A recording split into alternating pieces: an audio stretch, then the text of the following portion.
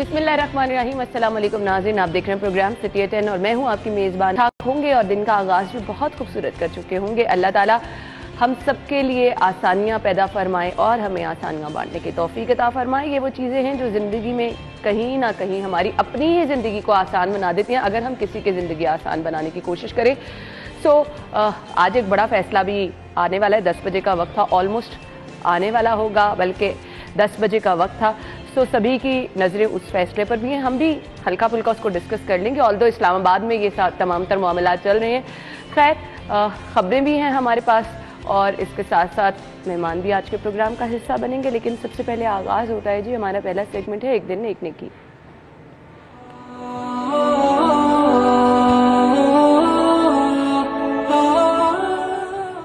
आज का पैगाम क्या है, आपके साथ शेयर करेंगे। बिस्मिल्लाहिर्रहमानिर्रहीम। रसूलुल्लाह सल्लल्लाहु अलैहि वसल्लम की एक हदीस है कि जन्नत एक खुदाई सौदा है, यानी अल्लाह ताला का सौदा है और ये बहुत ही महंगा सौदा है। आप इस बात को इस तरह समझ लीजिए कि दुनिया में हम कुछ पाने के लिए जब एक चाहत रखते हैं तो हम उसके लिए कोशिश करते हैं। आप देखिए, अपने मकसद को, अपने हदफ को और अपने गोल को हासिल करने के लिए इंसान कितनी स्ट्रगल करता है। कई मर्तबा ऐसा भी होता है कि इंसान की सारी ज़िंदगी उस मकसद के हुसूल में गुजर जाती है और ज़िंदगी में कभी वो उस मकसद को पा लेता है और कभी वो उस मकसद को पा ही नहीं सकता। कितनी मेहनत और मुशक्क़त करनी पड़ती है। और इसी तरह जन्नत, ये दर हकीकत अल्लाह सुब्हानहू व तआला ने मोमिनीन के लिए, अपने बंदों के लिए, फर्माबरदारों के लिए अल्लाह ने बनाई है। अब ये अल्लाह सुब्हानहू व तआला का सौदा है और ये महंगा सौदा इसलिए है कि इंसान को इस दुनिया में इसके लिए बहुत सी कुर्बानियाँ और बहुत से काम ऐसे करने पड़ते हैं जो उसके अपने नफ्स के भी ख़िलाफ़ होते हैं। यानी इंसान के सामने एक तो वो मकसद होता है, वो मंज़िल होती है कि जिसे हम कहते हैं कि जो आजिला फ़ौरन इंसान को हासिल हो जाती है, और एक मंजिल वो होती है जिसे हम जलीला, बड़ी मंजिल और बड़ा मकसद कहते हैं। जन्नत दर हकीकत उन बड़े मकासद में से एक मकसद है। मकसद जितना बड़ा होगा, कुर्बानी उतनी बड़ी होगी, सब्र उतना ज़्यादा होगा, मेहनत उतनी ज़्यादा होगी। तो जब अल्लाह सुब्हानहू व तआला की जन्नत है तो वाज़ेह बात है कि फिर उसके लिए मेहनत और उसके लिए फिर मुशक्क़त, रियाज़त और फिर उसके लिए इंसान को कुर्बानी, ईसार और बहुत से अपनी ख्वाहिशात को छोड़ना पड़ता है, फिर जाकर इंसान को ये जन्नत नसीब है। ये था आज का पैगाम, आप तक पहुंचा दिया। आज की खबरें क्या हैं? सबसे पहली खबर, पंजाब में काबीना की तश्कील का मामला, इमरान खान और काफ लीग में इख्तिलाफात आमने सामने आ गए हैं।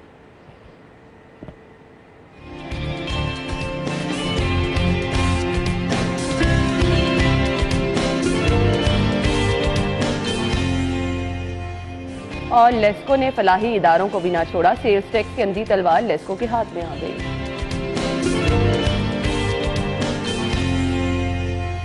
तरक्याती बजट, 34% फंड सियासी मंसूबों पर खर्च करने की तैयारियां।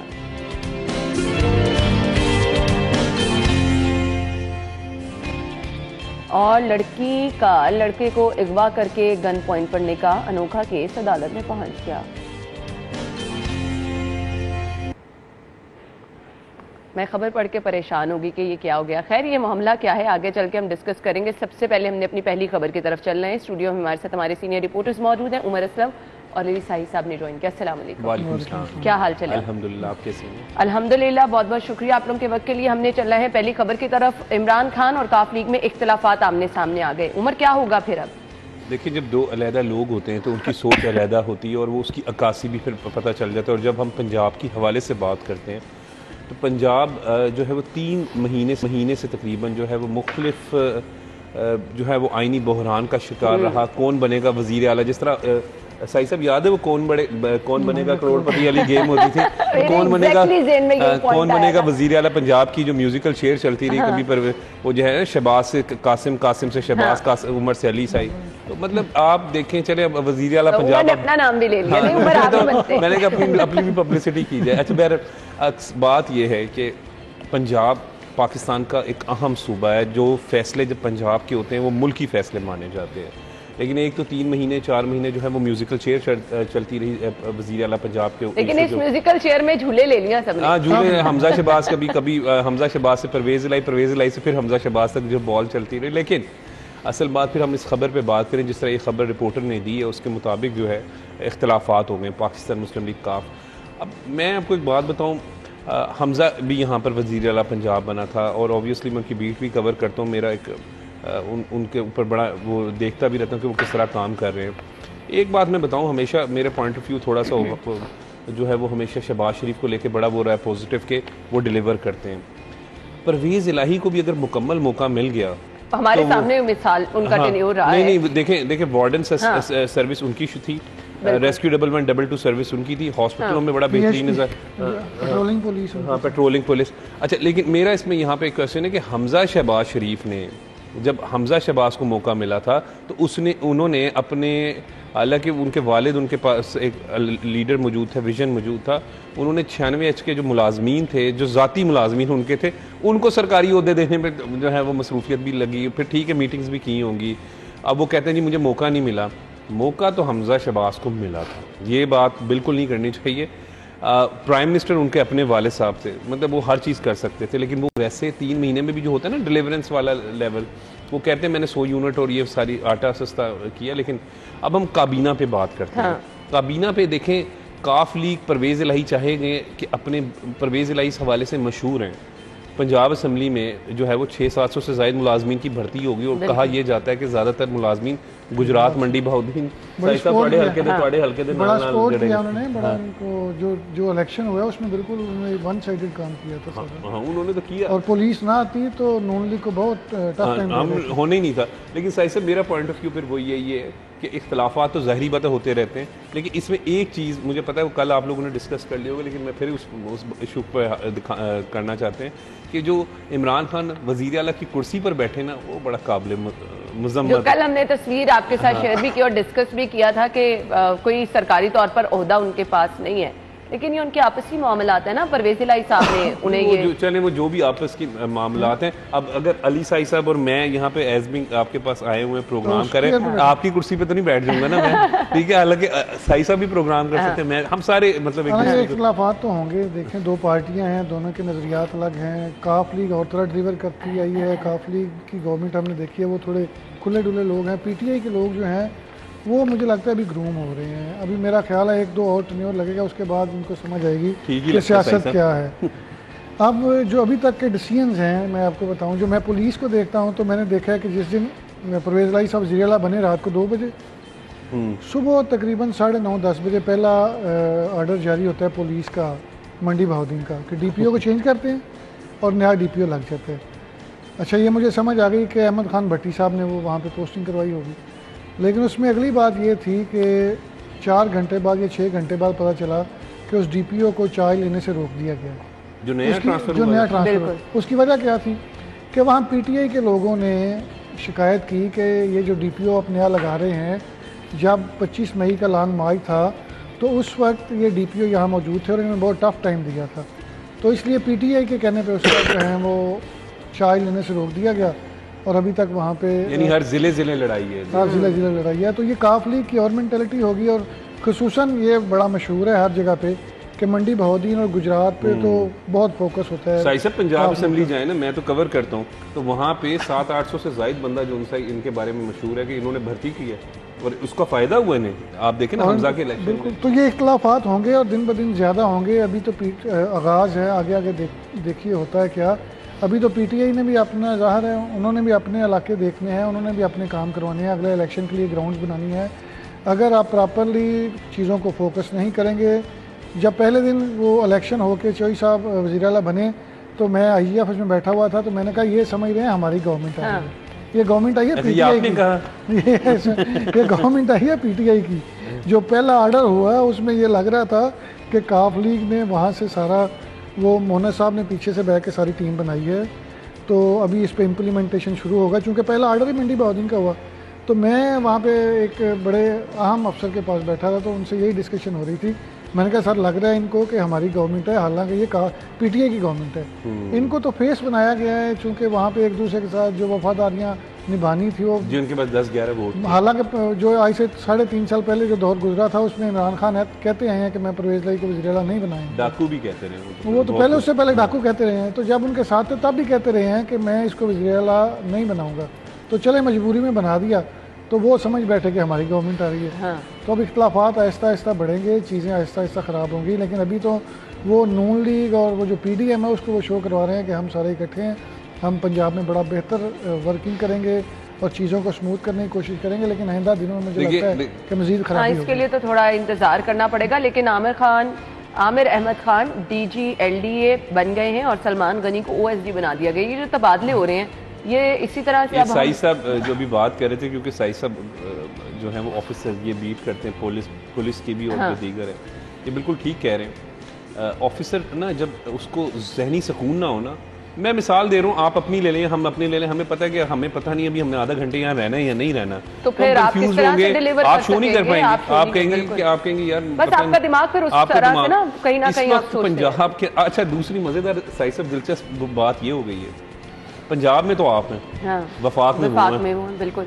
अब आप देखें लड़ाई, यहाँ से अफसर बेचारा क्या करे, आप मुझे मुझे आप एक बात बताएं कि गवर्नमेंट ने पॉलिसी दी, अब अगर अब जो सुनहरी चल रहा है, फर्ज करें नून लीग के लोग आज प्रोटेस्ट करते हैं या पीटीआई के लोग, नहीं नून लीग, एक मिनट साहब मेरा ये इख्तिलाफ, आप प्लीज खुदा का वास्ता है इतनी आप बड़ी बात ना करें। नून लीग वाले बेचारे ना इस वक्त सो रहे हैं, इस तरह ना करें, नाराज होकर। और आपको पता है मैं आपको सच बताऊं, नून लीग वाले अपनी क़यादत से नाराज होकर इस वक्त जो है वो खामोश होकर घरों में बैठ गए। नून लीग की क़यादत, अली भाई माजरत, लेकिन एहतजाज वाली बात ना करें। अब तो मैं किसी से पूछूं ना, मैं तो बीट कवर करता हूं कि कोई एहतजाज करना है, वो कहते हैं ना नाम ना लेना। जिन लोगों को वजारतें मिली हैं वो कहते हैं कि अब देखो ना ये क्या कि इन्होंने अपने मुलाजमी अपने जो उनको किया, सानिया आशिक पहली दफ़ा एमपीए बनी, उसको वजीर बना दिया। हाँ। इसी तरीके से और दीगर वज़रा बना दिए, उनके जो हैं सारे घरों में जो मुलाजमीन बैठे हुए हैं। यार आपने सारा 96 वो ओबलाइज करना था शहबाज शरीफ का, या वो रायबंड जाती उमरा का जाती आपने स्टाफ ओबलाइज करना था। तो जिन्होंने साई साहब मारे खाई सियालकोट में, चाहे वो मंशाउल्लाह भट्ट हो, हाँ। लाहौर के अंदर चाहे वो गजाली सलीम भट्ट हो, हाँ। ठीक है, तो आप मुझे बताएं वो क्यों बेचारे। मैं जेल की बीट करता था, तो जब बड़े मियाँ साहब, मरियम बीबी, हमजा साहब, शहबाज शरीफ सारे जेल में थे, तो मैं चूंकि वो बातें बता नहीं सकता, मैं लिटरली आईजी जेल के दफ्तर में बैठा होता था, फिर जेल में भी आके कवरेज करते थे, तो हर बंदा ये कोशिश करता था कि मेरी सिर्फ हाजिरी लग जाए, बस नथिंग यार, कोई लॉयल्टी नहीं है। साई साहब की तवस्सुत से ना मैं कई दफ़ा नवाज शरीफ से जेल के अंदर मिलने जाता था, हर जुमेरात के जुमेरात, मतलब एक रिपोर्टर वाहिद ही था जो हर जुमेरात हम मुलाकात के लिए, साई साहब की मेहरबानी होती थी, साई साहब बीच में कोगी नहीं डलवा देते, डलवा के मैं चुप करके 20 मिनट के अंदर हमने खबर लेनी होती थी। और बिल्कुल साई साहब की बात दुरुस्त है, जो जेलों में इनके साथ जिन्होंने मुश्किल दौर में इनका पार्टी उनका साथ दिया, मैं आपको नाम ले रहा हूँ बाकायदा, जो मुस्लिम लीग उनके रहनुमा, क्योंकि एहतजाज की बात हो रही है, चाहे वो गजाली भट्ट हो, चाहे वो ख्वाजा इमरान हो, चाहे वो शहबाज हो, सैफ वगैरह हो, मैं आपको बता रहा हूँ कि बिल्कुल ओबलाइज नहीं, उनको कहते हैं ना, उनको बिल्कुल खुड्डे लाइन लगा, उनको सबसे, आप देखें ना वजीर वज़रा की जो लिस्ट आई, हाँ। उसमें ये बिल्कुल इन्होंने अपनी जमात, मैं हमेशा अपने दोस्तों को कहता था जो नून लीग के थे कि नून लीग के इक़्तिदार में नून लीग का ज़वाल शुरू हुआ, और वो मेरी बात सिर्फ 15 दिन में साबित हो गई। तो मैं बड़ा हैरान होता हूँ, हाँ। कि अना ये देखें आप इस पॉइंट ऑफ व्यू पे कि जिन लोगों ने इनके लिए मारे खाई थी, क्योंकि मैं तो अली साई साहब उधर होता था, जिन्होंने पेशियों पे जाते थे, जो मतलब मैं आपको नाम ले रहा हूँ बार बार, मियाँ रऊफ़ का, ख्वाजा इमरान नज़ीर का, गजाली भट्ट का, मतलब इन लोगों का, सैफ खोकर का, उसको भी बड़ी मुश्किल से जो है वो फिर बाद में सेनेटर के लिए नामजद किया, वजीर 1 दिन की वजारत दी गई यार, हाँ। आपने किया नून लीग ने, नून लीग ने अपने साथ खुद जुल्म किया, तो गैर मकबूल फैसले किए हैं उमर भाई, अली भाई नून लीग ने अपने साथ ना खुद जुल्म किया, नून लीग के साथ कोई इमरान खान ने जुल्म नहीं किया, नून लीग ने अपने साथ। अच्छा वो सर बातें जिस तरह उन्होंने बात की थी कि जो ट्रांसफर पोस्टिंग है, आप देखें ना, कोई भी डायरेक्शन मौजूदा गवर्नमेंट देगी तो इम्प्लीमेंट तो करना पड़ेगा, हाँ। आप ऑफिसर क्या करेगा, अगर आपको डायरेक्शन मिलती है कि आपने इस चौक में नाका लगा के खड़े होना है और इतने लोगों को आगे नहीं आने देना, हाँ। तो वो तो करेगा। अब ये तो नहीं पता कि उसको टैग हो जाएगा ये बंदा कि ये काफ लीग का है, ये पीटीआई का है, ये नून लीग का बन गया। अब तो सारी ब्यूरोक्रेसी हो गई है पार्टियों की। एक सीसीपी आया है तो वो रातों रात उस बेचारे को फारिग करवा के भिजवा दिया गया। अब सीसीपी आया है हो सकता है गवर्नमेंट चेंज हो तो इसको भी फारग करवा दिया जाएगा। ये आई डोंट नो ये हो क्या रहा है और ये मैं आपको एक बड़ी मज़े की बात बताऊं, मैंने देखा है कि रैंकर अफसर जब पीएसपी बनते हैं ना, जब जो डीएसपी से एसपी होता है तो वो पीएसपी का उसको इंक्रीमेंट मिलती है। मैंने कल एक बड़ा अजीब सा लेटर पढ़ा, खोखर साहब ने वो ट्रांसफ़र पोस्टिंग दी कि एसपी नासिर महमूद बाजवा को पंजाब से सरेंडर करके एसएनजी वहाँ पे एस्टेब्लिशमेंट डिवीजन रिपोर्ट करने का हुक्म दिया गया है। वो एसपी इन्वेस्टिगेशन सियालकोट थे, उन्होंने कि जब शेखुपुरा में तैनात थे तो वहाँ पे कोई पीटीआई का जो धरना था, कोई एहतजाज था, उसको रोकने की कोशिश की थी। उसकी वीडियो वायरल हुई तो उसको पंजाब से फारिग करवा दिया गया। अब इस तरह के इंतकामी तबादले हो रहे हैं। मेरा ख्याल है आइंदा आने वाले दिनों में आपकी फोर्स का सबसे बड़ा आपका कैप्टन जो आईजी पंजाब वो सरदार साहब वो फौरन चले गए और शहबाज गिल ने उसके बारे में क्या अंदाजा था ना कि क्या होने वाला है जब आपने इंतकामी कार्रवाइयों पे आना है और जब आपने सामने आके पूरी दुनिया के ये कहा है कि जी आपसे अब पूछा जाएगा, तो फिर नहीं, वो शहबाज गिल ने अपनी वो प्रेस कॉन्फ्रेंस में कहा था, प्रेस कॉन्फ्रेंस में कहा था कि मैं उसने कहा वो राव सरदार नाम नहीं, वो तो राव गुलाम निकला, वो गुलाम था और वो बहुत अपराइट अफसर थे। वो इन्हीं के दौर में उनकी तैनाती हुई थी और बड़ा जबरदस्त अफसर था। और वो उन पे एलिगेशन ये था जी कि उन्होंने असम्बली के इजलास में, भाई कोर्ट की जानब से डायरेक्शन थी, वो असम्बली में ना जाते तो अपनी नौकरी फारिग करवा लेते। नौकरी के साथ साथ अब जिस लेवल के ऑफिसर्स हैं इनकी रेपुटेशन बेहतर थी तो आपने आईजी लगाया ना, और आज आप कह रहे हैं ये सरदार राव सरदार। खैर ये तमाम चीजें वाज़ेह है कि असल में हो क्या रहा है। तो हम इस चीज़ को भी डिस्कस कर लेते हैं कि सियासी हलकों में भी खासी तनकीद की जा रही है। कल जो मामला हमने देखा जी, पार्लियामेंट से निकाले गए शख्स का वज़ीर आला की कुर्सी पर बैठना, वज़ीर आला पंजाब के ओहदे की तौहीन, ये कहा गया है जी एमपीए सादिया तैमूर की जानिब से। तो सियासी हलकों की जानिब से इस चीज़ को तनकीद का निशाना भी बनाया जा रहा है। चेयरमैन पाकिस्तान तहरीक इंसाफ इतवार को दौरा लाहौर पर थे और इस दौरान उन्हें वज़ीर आला हाउस में उन्होंने मुलाकातें की और प्रोटोकॉल की खिलाफ वर्जी की गई। उमर, कैसे लोग देख रहे हैं? मैं तो पहले ही बात की थी, मैं ये तो एक रेजोल्यूशन जमा हुई थी जो सादिया तैमूर ने जमा कराई पंजाब असेंबली में।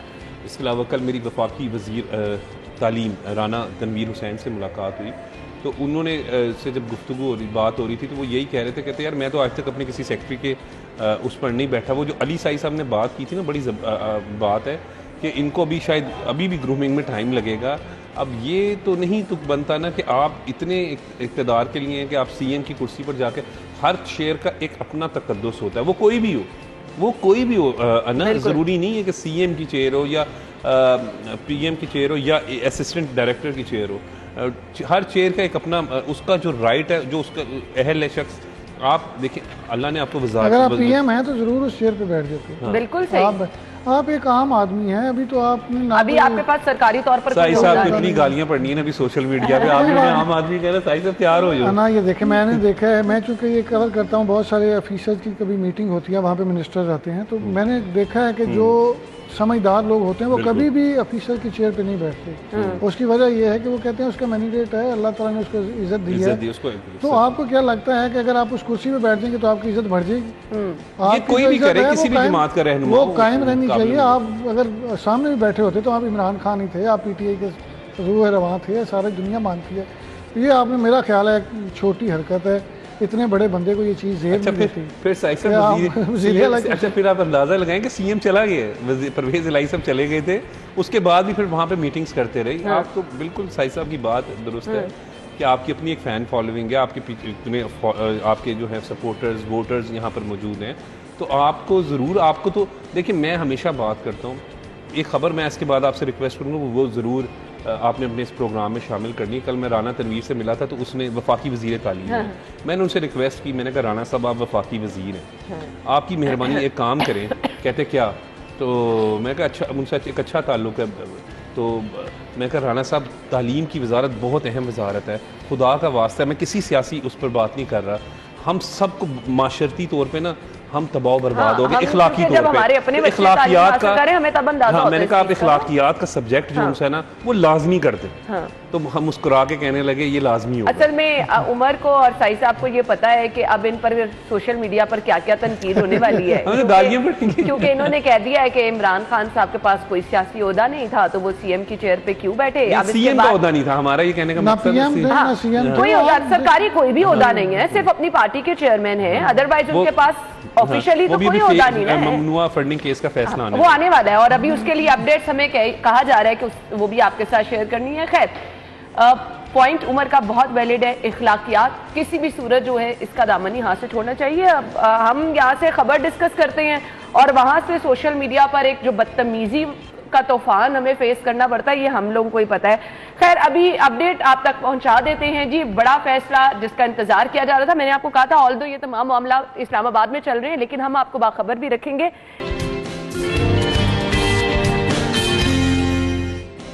सिटी 10 में खुशामदी प्रोग्राम में हम बात करने वाले हैं जी शहर में चोरी डकैती की बढ़ती हुई वारदातें जो कि अब एक हद से भी तजावुज कर गई हैं। शहरी अपने घरों की दहलीज में, अपने गली मोहल्लों में महफूज नहीं है। आपको नहीं पता आप गाड़ी घर से बाहर निकाल रहे हैं, बाइक घर से बाहर निकाल रहे हैं, इतने में जी आप देखते हैं कि बाइक सवार 2 लोग आए हैं, गन पॉइंट पे आपको रोकते हैं और आपके पास जो कुछ है लेके चले जाते हैं। इसके साथ साथ घरों के अंदर चोरी डकैती की वारदातें हो रही हैं। फिर जो लोग अपनी दुकानों पर जाते हैं, पता चलता है जी ताले टूटे हैं और रात उनकी दुकान का सफाया हो चुका है। अक्सर मोबाइल शॉप पर ये वारदातें हो रही हैं। सो हम लोग जो हैं वो ऑलरेडी बहुत ज़्यादा परेशान हैं महंगाई के हाथों, और कहा जाता है कि ये वारदातें भी इसीलिए बढ़ी हैं क्योंकि फाके पड़े हैं, लोगों को काम नहीं मिल रहे। पर जिनका काम है, जो कि आवाम की हिफाजत के दावेदार हैं, आवाम के मुहाफिज हैं, वो क्या कर रहे हैं?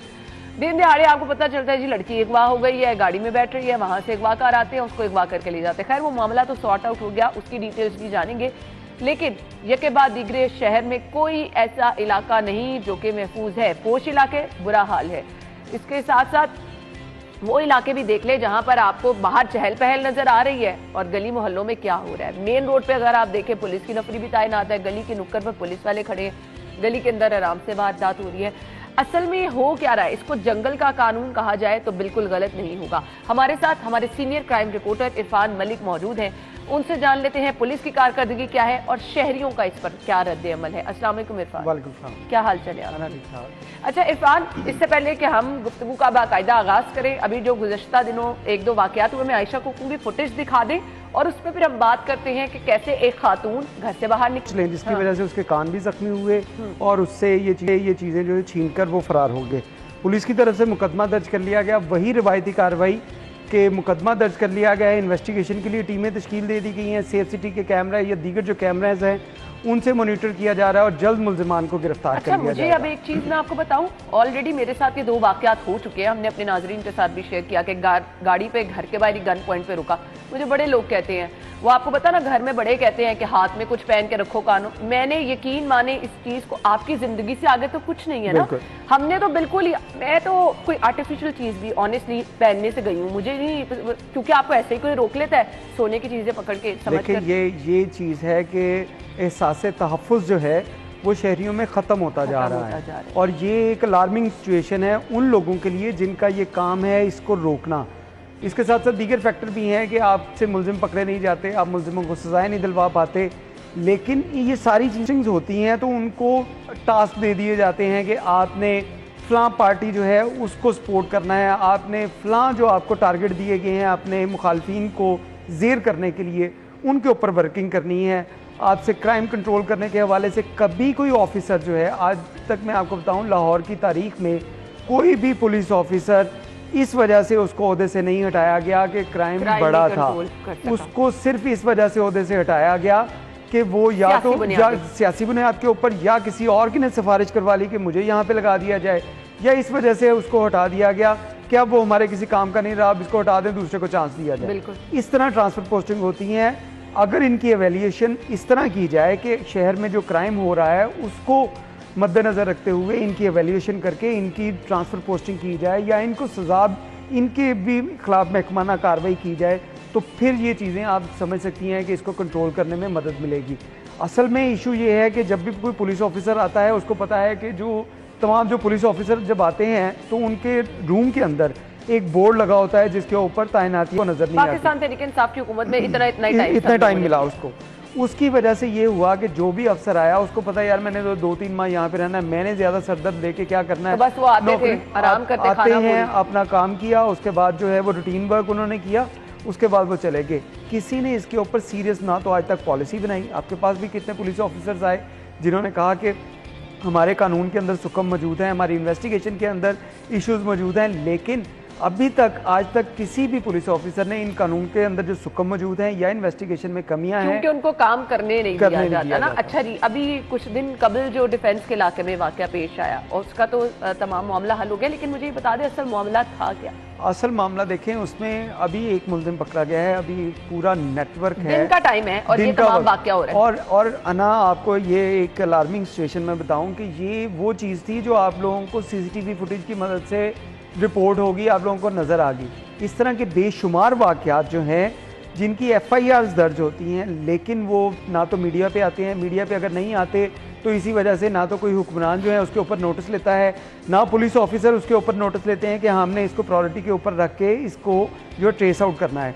डिफेंस में जो चंद दिन पहले वाक़या रूनुमा हुआ था, एक खातून अपने ऑफिस से निकल के अपनी जो पार्किंग स्लॉट थी वहाँ पर वो गई, गाड़ी उनकी खड़ी थी कि पीछे से एक और गाड़ी जिसके अंदर 2 किडनैपर, मैं तो उन्हें कहूँगा कि वो लोग मौजूद थे, उन्होंने इस खातून को देखा कि वो गाड़ी स्टार्ट करने लगी है, तो अचानक एक बंदा गाड़ी के पीछे जब उसने लॉक खोल लिया तो वो गाड़ी की पिछली सीट पे ऊपर होने हैं। लेकिन मैं आपको वही बता रहा हूँ कि इस तरह के बेशुमार गैंग, बेशुमार वाक़यात जो हैं वो रूनुमा हो रहे हैं, वो सिर्फ मीडिया पे नहीं आ रहे, और इसी वजह से ना तो किसी सियासतदान ना किसी पुलिस ऑफिसर उसको इसकी परवाह है। यकीन माने, क्योंकि हम लोगों ने भी सुबह अर्ली मॉर्निंग दफ्तर आना होता है, घर से जब गाड़ी बाहर निकाले मुझे तो हर शख्स या मशकूक लगने लग गया। ऑनेस्टली स्पीकिंग, बाइक पास से गुजरती है और मैं एकदम से परेशान हो जाती हूँ। एक वो ना आपके ऊपर खौफ तारी रहने लग गया है। हालांकि चहल पहल है, मेन रोड पे घर है, लोग आ जा रहे हैं, लेकिन कहीं से आपको ये महसूस नहीं होता कि आप महफूज हैं। बिल्कुल, और उसकी वजह ये है कि ये लोग जो जिनकी ड्यूटीज़ हैं कि आपने चोरों डाकुओं को पकड़ना है, इनकी ड्यूटीज़ कुछ और लगी होती हैं। इनकी ड्यूटीज़ अगर इनको सिर्फ फोकस किया जाए कि आपने क्राइम कंट्रोल करना है, इसके ऊपर आपने वर्किंग करनी है, तो मैं समझता हूँ कि हमारी लाहौर की पुलिस, जिसमें कांस्टेबल से लेके इंस्पेक्टर या DSP रैंक के जो ऑफिसर्स हैं, ये इतनी एबिलिटी रखते हैं कि ये लोग क्राइम को कंट्रोल कर सकें। इनकी एबिलिटी क्या है वो मैं आपसे पूछूंगी, लेकिन मुझे सिर्फ ये बता दें, ये जो चोर डाकू दंदनाते फिरे, इनके अंदर कोई खौफ नहीं है। अब इनको लगता है कि हम जो मर्जी कर लें, CCTV फुटेज जाती है, कुछ भी नहीं होता। खौफ कैसे होगा जब आप किसी मुल्जिम को 90 डेज से ज़्यादा, जो डकैत हैं जिसके बारे में बड़ा हीनियस क्राइम पुलिस की नज़र में या अवाम की नज़र में जिसको समझा जाता है, उसको 90 दिन से ज़्यादा, अभी तक पुलिस के 5 साल का रिकॉर्ड देखें तो उसमें सिर्फ एक मुल्जिम को सज़ा हुई थी, डकैत को। वो शख्स था जिसने इमरान खान जब वज़ीर आज़म पाकिस्तान थे तो उनके भांजे के घर के अंदर लाहौर में वारदात की थी, तो उनके मुल्जिमान जो हैं सिर्फ उनको सज़ा हुई। इन 5 सालों में किसी और मुल्जिम को सज़ा नहीं हुई, तो फिर आप किस तरह सोच सकती हैं कि इन मुल्जिमान को डर होगा? इनको पता है कि हम अगर पकड़े जाएंगे तो उसके बाद पुलिस ज़्यादा से ज़्यादा हमें एक दिन जो है वो रखेगी, उसके बाद हमें अदालत में पेश करेगी। अदालत में हमें अगर जेल में भेज भी दिया गया तो उसके बाद उन्होंने वकील जो हैं अपने हायर किए होते हैं, वो वकील उनके पे रोल के ऊपर हैं, वो लोग वो जाएंगे अदालतों में, उनकी ज़मानतें करवाएंगे, और ज़मानतें जब हो जाएं हमारे इस माशरे में, इस कानूनी निज़ाम के अंदर, इस जो हमारा जो कानून है उसके अंदर अगर आपकी ज़मानत होगी तो समझें आपका केस वैसे ही ख़त्म हो गया। उस केस के बाद आप क्या समझते हैं कि जिसने अगर 3-4 दिन की प्रैक्टिस की, एक दिन उसको पकड़ा गया, दूसरे दिन वो जेल में गया, और चौथे, 5वें या 6ठे या 7वें दिन उसकी अगर बेल हो गई तो 7 दिन में उसकी सज़ा काटी, और उसने अगर 1 करोड़ रुपए की या 1.5 करोड़ रुपए की उसने वारदात की, तो 7 दिन में अगर वो बरी हो जाएगा तो इससे प्रॉफिटेबल उसके लिए काम क्या होगा? वो लोग यही करेंगे।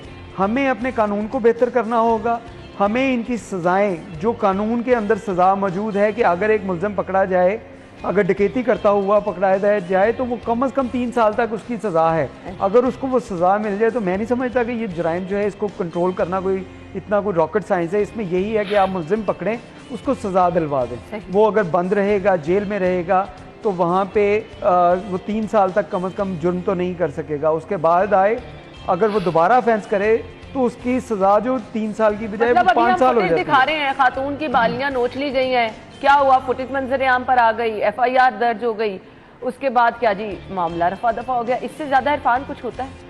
बिल्कुल नहीं होता। मैं आपको बताऊं, यही होता है कि आप सीसीटीवी फुटेजेस चला देते हैं तो उसके बाद पुलिस जो है वो फौरी हरकत में आती है। वो कहती है कि हमने जी मुकदमा दर्ज कर लिया है, मुकदमा दर्ज करके मुल्ज़मान की तलाश के लिए हमने कैमरों की मदद हासिल कर ली है, कैमरों से हमें फुटेज हासिल हो गई है। उसके बाद हम मुल्ज़मान की गिरफ्तारियों के लिए टीमें तश्कील दे दी गई हैं। अब जो टीमें तश्कील दे दी जाती हैं उनके पास, बेचारों के पास और बहुत काम होते हैं, उनके पास सिर्फ ये काम नहीं। अब देखिए लाहौर के अंदर, जैसे लाहौर जैसे बड़े शहर में जहाँ पे आप समझते हैं कि तमाम तर वसाइल जो हैं पुलिस के, अगर पंजाब पुलिस की बात की जाए तो पंजाब पुलिस में जितने भी वसाइल हैं तो लाहौर वो वाहिद ज़िला है जिसमें तमाम वसाइल बहुत ज़्यादा तादाद में दिए गए हैं। यहाँ पे आपके पास सेफ सिटी है, आपके पूरे पंजाब के अंदर सेफ सिटी नहीं है। आपके पास डॉल्फिन है जो पूरे पंजाब के जो अजला के अंदर डॉल्फिन मौजूद नहीं है। आपके पास यहाँ पे स्पेशल यूनिट्स हैं जो पूरे पंजाब के जो अजला के अंदर मौजूद नहीं है। इतनी बड़ी इन्फोर्समेंट आपको दी गई है कि 33,000 से ज़्यादा आपके पास सिर्फ जो है वो नफरी है लाहौर के अंदर। उसके बावजूद आप कहें कि आप जो है 33,000 बंदा जो है वो कम है, इतने हमारे पास वसाइल मौजूद नहीं है। इन वसाइल को अगर यूटिलाइज़ किया जाए, एक बड़ा आम ना मुझे फीडबैक मिलता है पुलिस अफसरान की तरफ से, इतने आबादी वाले शहर में इतना क्राइम रेशियो हो जाना कोई बात नहीं है। बिल्कुल, ये देखिए ये वो अपनी जो है वो जस्टिफाई कर रहे होते हैं कि अपनी नाअहली छुपाने के लिए, अपनी नाअहली छुपाने के लिए। देखिए यही वो लाहौर था जिसमें अगर हम 5 साल पहले हम देखते थे कि एक यहाँ पे एक एसपी हुआ करते थे, एसपी उमर विर्क। वो ऐसे एसपी थे कि उनके नाम से डाकू और चोर जो थे वो दहशतगर्द तक वो डरते थे। उनकी पोस्टिंग में जितनी उन्होंने रिकवरी की, जितने उन्होंने डाकू पकड़े, आज तक आपकी लाहौर पुलिस की हिस्ट्री में कभी किसी ऑफिसर ने इतने ना डाकू पकड़े, ना इतनी रिकवरी की, ना इतने चोरों को जो है वो। हमारे पास इस तरह के बेहतरीन अफसरान की मिसालें भी मौजूद हैं। वो लोग भी तो काम करते थे इन्हीं मिसाइल के अंदर। तब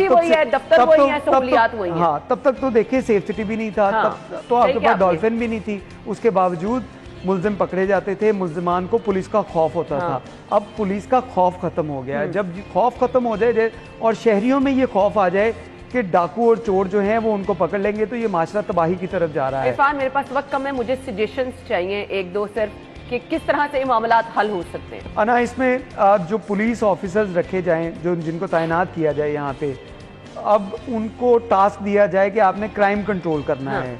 अगर क्राइम बढ़ा तो उसके बाद उनकी एवेल्यूएशन करके उनकी ट्रांसफ़र पोस्टिंग की जाए। जब ये होगा, उनके खिलाफ महकमाना कार्रवाई होगी, तो मैं समझता हूँ ये तमाम जो सिस्टम है ये इसी वसाइल के अंदर, जो वसाइल के रोने रोते हैं, इसी वसाइल में वही SHOs, वही DSPs, वही कांस्टेबल, जिन लोगों ने ये काम करना है, जिन्होंने डाकू पकड़ने हैं, इनको अगर इनको बैकअप दिया जाए तो इसके बाद ये क्राइम आपका कंट्रोल करना मुश्किल नहीं है। असल मसला ये है कि जो हमारे अफसरान आते हैं उनको जैसे वो सिफारिशें करवा के आते हैं और जब उनको सिफारिश के ऊपर पोस्टिंग दे दी जाती है तो उसके बाद जिसने सिफारिश करवाई होती है उसकी मर्जी के ही उन्होंने काम करने होते हैं। उन्होंने अवाम की मर्जी के काम नहीं करने। उनको खुश करना है, अवाम जाए भाड़ में। लेकिन जब तक ये सिफारशी कल्चर खत्म नहीं होगा, जब तक पुलिस को उनका काम करने के लिए फ्री हैंड नहीं दिया जाएगा, ये जो हम देखते हैं कि यहाँ से कोई सिफारिश आ गई, यहाँ से सिफारिश आ गई, तो जो असल काम है पुलिस का वो कहीं दूर रह जाता है। खैर, ये जो अवाम के तहफ़्फ़ुज़ के दावेदार हैं, यही वक्त है, जागने की ज़रूरत है। अदरवाइज शहर के हालात बहुत ही बुरे होते जा रहे हैं। Thank you so much Irfan, बहुत बहुत शुक्रिया। नाज़रीन, हमने भी शामिल करनी है यहाँ पर मौसम की सूरत हाल।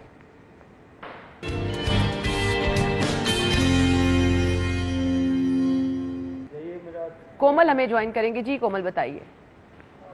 बिल्कुल अना, कहा जा सकता है कि बाहर का मौसम आज काफ़ी ज़्यादा गर्म और खुश्क है। मेरे चेहरे पे पड़ने वाली धूप से आपको अंदाज़ा हो रहा होगा कि आज सूरज जो है वो खूब शुआएं बिखेर रहा है, खूब किरणें बिखेर रहा है, जिसकी वजह से गर्मी का एहसास भी अच्छा खासा महसूस किया जा सकता है। और मैं आपको ये भी बताती चलूँ, बाहर का मौसम जैसा भी हो, जब दिल का मौसम जो है वो खुशगवार हो तो बाहर का गर्म मौसम भी आपको बहुत ज़्यादा जो है वो अच्छा लगने लगता है। और इस वक्त हल्की हल्की हवाएँ भी चल रही हैं और जब ये हवाएँ जो हैं वो शहर लाहौर के मुख्तलिफ रंग बिरंगे फूलों पर अपना निखार जो है वो पैदा करते हैं। तो ये रंग बिरंगे फूल जो हैं वो दिल को बहुत ज़्यादा लुभाते हैं और यूँ महसूस होता है कि जैसे गर्म मौसम भी काफ़ी ज़्यादा जो है वो खुशगवार और एक दिलकश सा मंजर जो है वो भी पेश कर रहा है।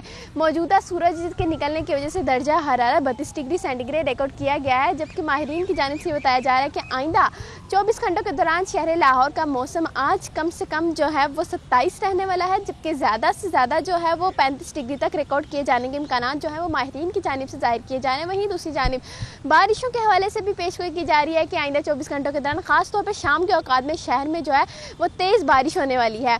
और मैं आपको ये भी बताते चलूँ कि इस वक्त सूरज की किरणें बिखेरने की वजह से दर्जा हरा जैसे कि 32 डिग्री सेंटीग्रेड रिकॉर्ड किया जा रहा है और आज जो है हवा में नमी का तनासुब भी 80% रिकॉर्ड किया जा रहा है, जबकि हवा की रफ्तार 28 किलोमीटर फी घंटा के हिसाब से रिकॉर्ड की जा रही है। सूरज ने शुआएं तो बिखेरी हुई है, लेकिन ठंडी ठंडी हवाएं चलने की वजह से जो है वो मौसम कुछ बेहतर भी रिकॉर्ड किया जा रहा है। लेकिन जो ही ये हवाएं थमती हैं तो गर्मी का एहसास जो है वो बढ़ जाता है। लेकिन शहरी चूँकि हर मौसम को अपने मुताबिक ढालना खूब जानते हैं, तो वो इस मौसम से भी काफ़ी ज़्यादा जो है वो लुत्फानंदोज होते हुए नज़र आ रहे हैं। जी वापस आएंगे एक ब्रेक के बाद।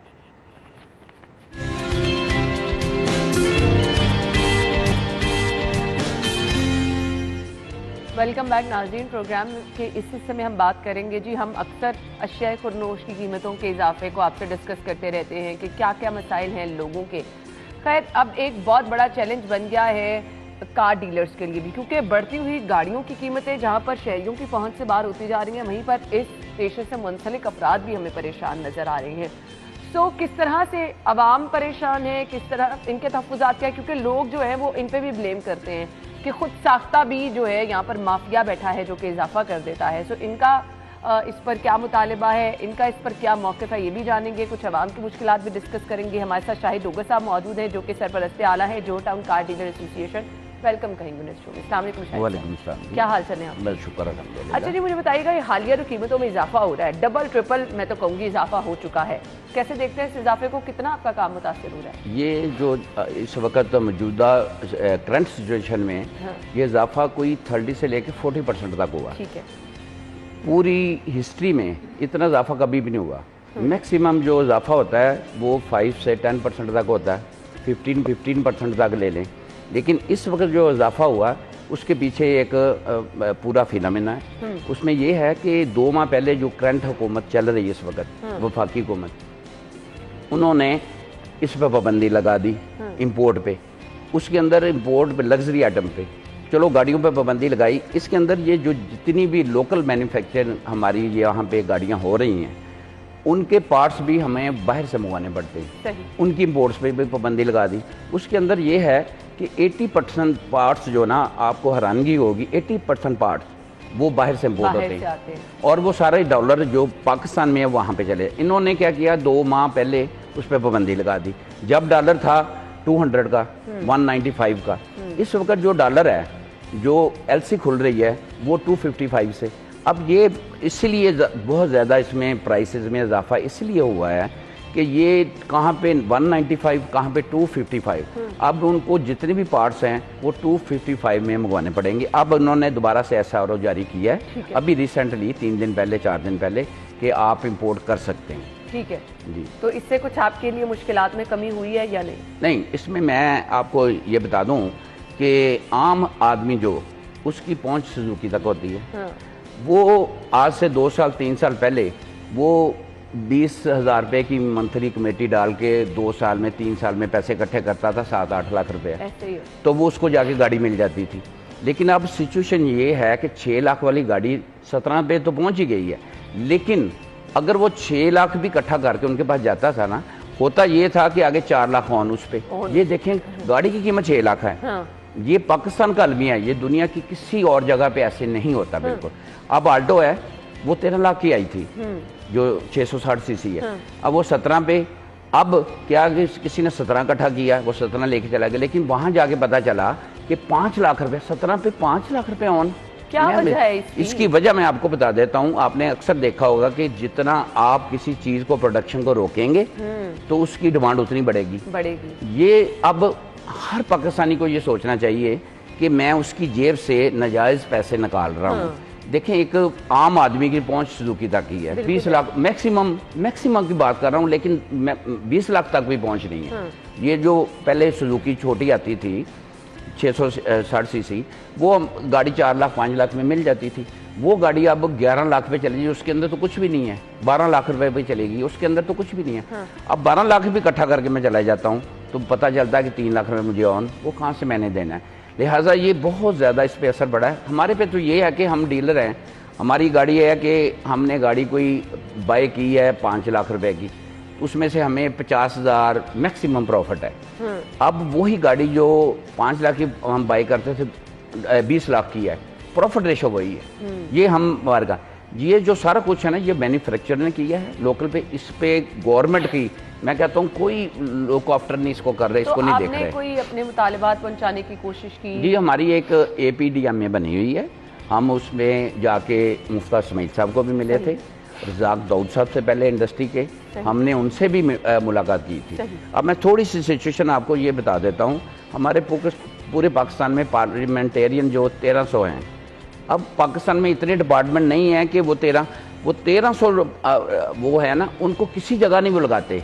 उनका काम है कानून साजी करना, तो वो आपस में उनके झगड़े नहीं खत्म होते। पिछली हुकूमत के भी 4 साल पुराने को रोते रहे, अब इनकी 3 साल हुकूमत आई है, ये इनको हल करने के लिए उनके रोने रोते जा रहे हैं। और ये मुफ्ता इस्माइल साहब आए हैं, वो अभी बात सुनने को लगा, मेरे पास टाइम नहीं है। अब यहाँ पे आके वो 4-4 घंटे की प्रेस कॉन्फ्रेंस कर लेते हैं, 3-3 घंटे की। लेकिन हमारी जो स्टेक होल्डर हैं, हम स्टेक होल्डर हैं इसमें, हमारी बात सुने, हमारी सजेशन ले, हम उनको सजेशन देते हैं कि इसका हल क्या है। कितना मुतासर हुआ है, क्योंकि लोगों की तो अब कुव्वत खरीद नहीं रही है। कारोबार तो बहुत ज्यादा मुतासर हुआ है, गाड़ियों के ढेर लगे हैं। लेकिन इसके बावजूद जो गाड़ी जो लोकल मैन्युफैक्चरर, उनकी गाड़ी कम अज कम, अब देखें ये जो यारस है वो 36 की थी, अभी उसकी इनवाइस 47 की हो गई है। 11 लाख रुपए। अब ये 47 में नहीं आपको मिलनी, आप 47 लेके चले जाएं, तो उसमें उन्होंने खुद ऐसे किया हुआ है कि एक आप बुकिंग कराने जाती हैं, आपको उसी वक्त गाड़ी दे दें। आप बुकिंग कराने जाती हैं, गाड़ी मसलन 30 की है, तो जब आपको 6 माह का टाइम देते हैं, 6 माह के बाद कहते हैं रीजन क्या है, कैश पे भी आपको इंतजार किस चीज? जी, यही तो मैं बात कर रहा हूँ कि उनको ये पता है कि डिमांड और उसमें हम थोड़ा सा गैप डालेंगे, तो ये मजबूर होंगे हमें 5 लाख रुपया ऑन देने के लिए। सारी वजह सिर्फ और सिर्फ ये। और दूसरा क्या होता है, आपने मैं 30 में कराई, 6 माह बाद लेने जाएंगे, उनको आपको 30 में देनी चाहिए। बिल्कुल ऐसा ही है, क्योंकि आपकी तो कमिटमेंट, आपका तो पेपर वर्क कंप्लीट हो चुका है। वो आपको नहीं 30, वो कहेंगे कि इसकी इंक्रीज हो गई है, आप बाकी की पेमेंट करेंगे, क्योंकि आप पैसे दे के एडवांस फंस चुके हैं। तो वो उनको आपको कहेंगे जिसमें 250 इजाफा हो चुका है या 1 लाख इजाफा हो चुका है, वो आपको देने पड़ेंगे। ये सबसे, इसको ब्लैकमेलिंग कह लें आप, जो मर्जी करें। ये तो माफिया बना है जो कि खुले पूरा माफिया, पूरा मुकम्मल माफिया है। तो हल क्या इसका निकाला जा सकता है? इसका जी मेरे तरकीब तो हर तरफ होती है, मेरे पास बड़ा अच्छा इसका हल है। सबसे हमारी खुशकिस्मती है कि जापान में राइट हैंड है। देखें, जापान ने अपने आप को लिमिटेड कर लिया, वो गाड़ियाँ सिर्फ कंस्ट्रक्शन मशीनरी बना रहा है। ठीक है। हमने ये लोकल इंडस्ट्री लगाई थी कि हम गाड़ियों को एक्सपोर्ट करेंगे। आपने पीछे से देखा होगा, उस पर हादसा हुआ है, ये गाड़ी थोड़ी बिल्कुल होगी। हम जो जापान से गाड़ी आती है वो 660 सीसी भी हो ना, उसके अंदर 8 एयर बैग्स होते हैं। सबसे पहले जब गाड़ी के लिए इंसान की सेफ्टी चाहिए, 8 एयर बैग। ये जो गाड़ी यहाँ की भी मिलती है ना आपको, 47 की भी मिलती है, उसके अंदर भी अब उन्होंने शुरू किए हैं कि 2 मैक्सिमम 4 एयर बैग होंगे। तो मेरा ये सजेशन था कि ये जो पार्लियामेंटेरियन है एक ऐसी कानून साजी करें। अब देखें, ये बहुत बड़ी बात है, किसी बात को इस बात का नहीं पता जो मैं इंकशाफ करने लगा हूँ। जो गाड़ियाँ हैं, अपना किया स्पोर्टेज आ गई, आपकी हुंडई वाली आ गई, दूसरी गाड़ियाँ आ गई, उनकी बाहर से जब वो आपने यहाँ सैम्पलिंग करनी है तो 100 गाड़ियों की इजाज़त होती है। अब मैं आपको तफसील दे सकता हूँ, लिस्ट दे सकता हूँ, वो मिनिमम भी 50-50 हज़ार गाड़ी बाहर से इंपोर्ट की गई हैं। और वो सारी जो रेमिटेंस है, वो सारा कुछ है, जो डॉलर हैं, वो बाहर चले गए, किसी को खबर नहीं। इसके अंदर आप देख लें, बड़े बड़े वजीर जो है, दाऊद साहब उनकी अपनी गाड़ी है, अब ये मंशा साहब उनकी अपनी गाड़ी की वो। अच्छा, मुझे अब ये बता दीजिएगा, हल इसका हमने निकालना क्या है? किस तरह से आपके मसाइल हल होंगे, किस तरह से एक आम गाड़ी आम आवाम की पहुंच में आ जाएगी? बात इसमें यह है कि जो अगर आप लोकल गाड़ी वालों को ये सिर्फ कहें कि आपने वो ब्रांड बनाना है जो एक्सपोर्ट हो सके, जो एक्सपोर्ट इस लेवल का। हाँ। वरना उस पर पाबंदी लगा दे, ना लगाएं। मैं आपको ये इंश्योर करता हूँ कि यही गाड़ी जो आप 25 लाख रुपए की आल्टो 27 लाख रुपए की दे रहे हैं, अगर इसकी मैन्युफैक्चर बंद कर दें, वो 27 लाख में से भी ये जो ना कम से कम 5-7 लाख रुपए के इंपोर्ट करते हैं वहाँ से पार्ट्स, और ये डॉलर बाहर भेज देते हैं। ठीक है, वो इनको बंद कर दें। सिर्फ एक्सपोर्ट क्वालिटी बनाएं जिससे हमें डॉलर आए। ठीक है। बाकी गाड़ी जापान में हमारी खुशकिस्मती या राइट हैंड है, वहाँ से ये मैं इंपोर्ट कर रहा हूँ। मैं इंश्योर कराता हूँ गवर्नमेंट को, यही गाड़ी आल्टो की लेवल की मैं इनको 15 लाख में इंपोर्ट करके इनको गाड़ी दूंगा। चलें जी, बहुत बहुत शुक्रिया, आपने अच्छा हल बता दिया है। आई होप कि इससे आवाम की जो मुश्किलात है वो भी कम होंगी। लेकिन जो खुलेआम माफिया ओन के नाम पर कीमतें वसूल कर रहे हैं, को परेशान कर रहे हैं, इस पर फौरी तौर पर नोटिस लेना चाहिए और इस मामले का कोई हल निकालना चाहिए। थैंक यू सो मच, बहुत बहुत शुक्रिया शाहिद साहब। आज हम ब्रेक लेंगे, ब्रेक के बाद आते हैं।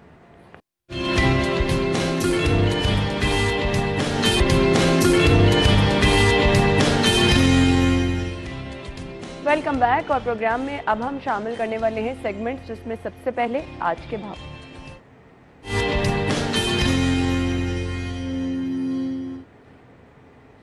मायदा हमें ज्वाइन करेंगी। जी मायदा, बताइए सब्जियों की कीमतें क्या हैं? अना, शहर में सब्जियों के रेट की अगर बात की जाए तो सब्जियों की कीमतों में जो है वो मुसलसल उतार चढ़ाव जारी है। किसी एक सब्जी की कीमत में जो कमी देखने में नज़र आती है तो दूसरे दिन ही उस सब्जी की कीमत में इजाफा भी रिकॉर्ड किया जाता है। कुछ सब्जियों की रेट लिस्ट मेरे पास इस टाइम मौजूद है, मैं आपके साथ शेयर करती चलूँ। मेथी जो इस टाइम है 220 रुपये यहाँ पर किलो फ़रोख्त हो रही है। मटर इस टाइम 210 रुपये। ये सीज़न भी नहीं है मटर का, लेकिन फिर भी इसमें जो है वो काफ़ी ज़्यादा इजाफा देखने में नज़र आ रहा है। 210 रुपये यहाँ पर फ़रोख्त किए जा रहे हैं। उसी के साथ घिया कद्दू 105 रुपये।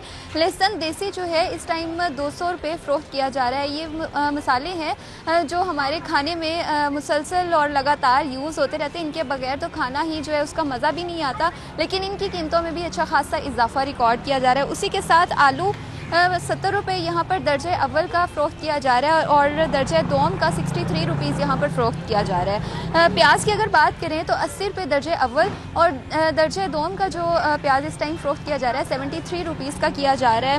अदरक चाइना जो है 275। करेले जो सीजनल हैं और इस मौसम में हर एक की पसंद भी होते हैं 105 रुपये यहाँ पर फ़रोख्त किए जा रहे हैं। ये कुछ ऐसी सब्जियाँ हैं जिनमें रोज़ जो है वो इजाफा ही रिकॉर्ड किया जा रहा है। जो हमारे सफ़ेद पोश तबके की पहुँच से ये सब्जियां बाहर हैं, सीजनल सब्जियां हैं, हमारे शहरी बहुत पसंद करते हैं इनको खाना, लेकिन जो रेट इस टाइम जा रहे हैं तो हमारे सफ़ेद पोश तबका यही इस चीज़ को प्रेफर करता है कि जो सब्जियां उनकी क़ुव्वत ख़रीद से बाहर हैं तो दाल खाकर ही जो है वो घरों में गुजारा कर लिया जाए। तो वो भी ये शिकवा शिकायत करते नज़र आते हैं कि इन कीमतों में जो है वो कमी की जाए ताकि उनके घर में भी ये चीज़ें जो हैं आम रूटीन। ठीक है, थैंक यू मायदा, आपने हमें बताया सब्जियों की कीमतें। सो बचत कैसे की जा सकती है ये बता देते हैं आपको बचत बाजार में।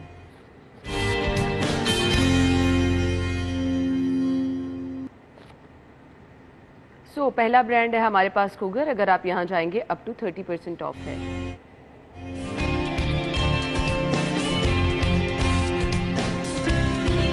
चारकोल पे अगर आप जा रहे हैं up to 50% off.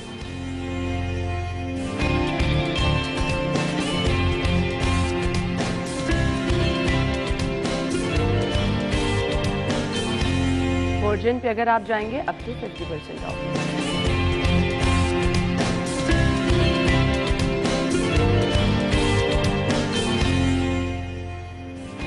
Beechtree पे अगर आप जा रहे हैं तो अप टू 50% ऑफ।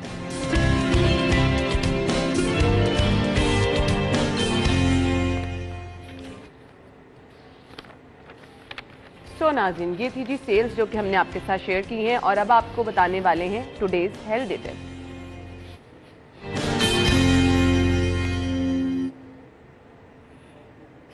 सब्जियां कुछ आजकल हमने कल लहसुन के फ़वाइद बताए, आज अदरक के फ़वाइद क्या है वो आपके साथ शेयर करेंगे। नॉर्मली हम खानों में इन चीज़ों का इस्तेमाल कर रहे होते हैं, लेकिन अगर आपको गले में खराश, नज़ला, ज़ुकाम है, अदरक का कहवा इसके लिए बहुत बेस्ट बताया जाता है।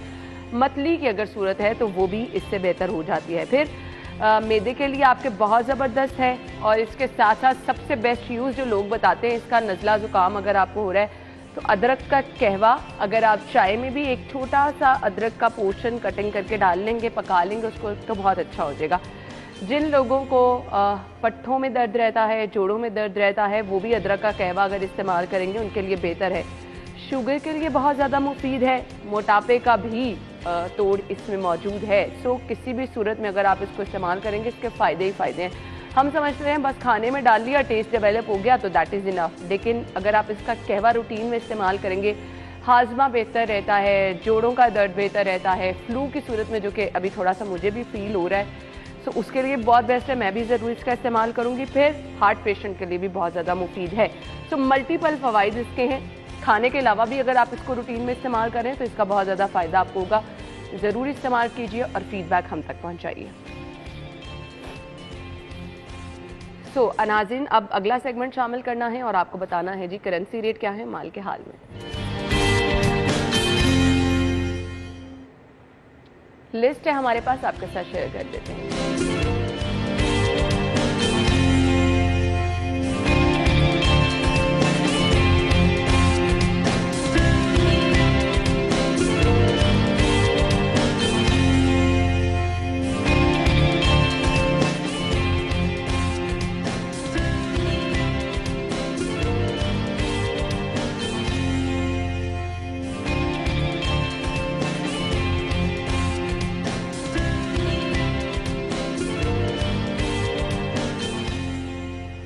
इसके साथ ही प्रोग्राम का वक्त पहुंचा अपने काम को। अपना बहुत सारा अपने ख्याल रखना है और अगेन आपसे एक छोटा सा मैसेज हम ज़रूर शेयर करते हैं, क्योंकि एक वबा की सूरत इख्तियार करे ये नज़ला, ज़ुकाम, बुखार, तो बहुत ज़्यादा एहतियात कीजिए। बाहर जाते हुए मास्क का इस्तेमाल कीजिए। हैंड हाइजीन अव्वलीन तरजीह बना ले। बार बार हाथ धोना आपको महफूज रख सकता है।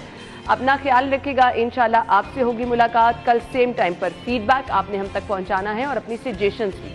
कल तक के लिए अल्लाह हाफ़िज़।